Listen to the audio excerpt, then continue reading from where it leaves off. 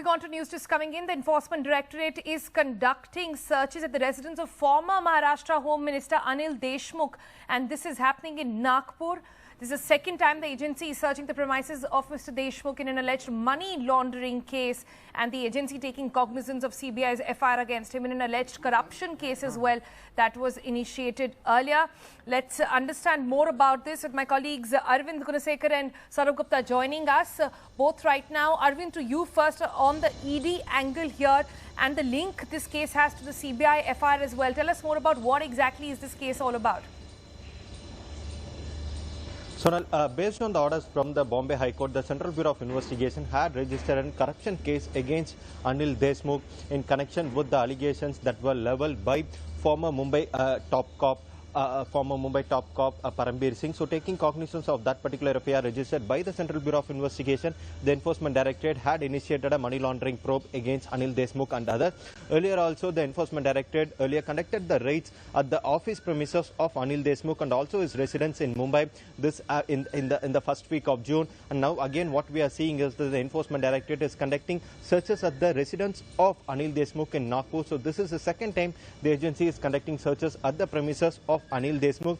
In fact, Anil Deshmukh has also moved the Bombay High Court challenging the CBI's FIR. In this particular case, he has sought to quash this particular FIR that has been registered against him. Not just Anil Deshmukh, for the first time ever, even a state government themselves have moved the High Court challenging the FIR that has been registered by a central agency. The Maharashtra government has also filed a petition before the Bombay High Court challenging two paragraphs that have been included in the FIR that was registered by the Central Bureau of Investigation. After a detailed argument that went on for over a week, the Bombay High Court has reserved the order on the Maharashtra government plea. So this is on CBI's FIR, but the Enforcement Directorate is going ahead with its money laundering probe, which is the second part of the probe taking basis of the CBI's FIR. So in the money laundering probe that was initiated by the Enforcement Directorate, today the agency is conducting searches at the premises of Anil Deshmukh.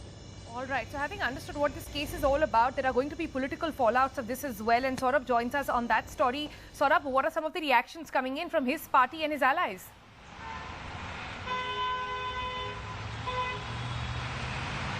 Well, obviously, Anil Deshmukh's party is standing by him. In fact, Supriya Sule has spoken, so has, Sanjay Raut, an ally of the NCP, the party to which Mr Deshmukh belongs. But this all stems from the fact that these were allegations that were made by Parambir Singh, the former Mumbai police commissioner. He said that while he was commissioner of police and he was in charge of the police force at that time, Sachin Vaze, who has now, of course, been arrested in the for allegedly planting gelatin sticks near the Ambani residence in Mumbai, that Anil Deshmukh had instructed Sachin Vaze, while Parambir Singh was commissioner of police in Mumbai, to extort money, and this was to the tune of 100 crores or a figure like that, Anil Deshmukh had written to Chief Minister Uddhav Thackeray about.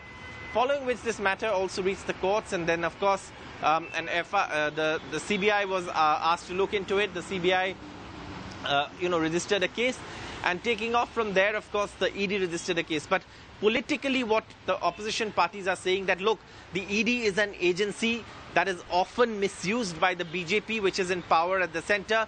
It's become the BJP's tool to harass opposition parties, and that's exactly what's happening in this case. That's what the opposition parties are saying, including Sanjay Raut from the Shiv Sena, and of course Supriya Sule, who's from the NCP, the party to which Mr Deshmukh belongs to. So there's a lot of political angst against the ED, and because in what's been reported in so many cases, that allegation that's being made against the agency itself is that it's become a political tool.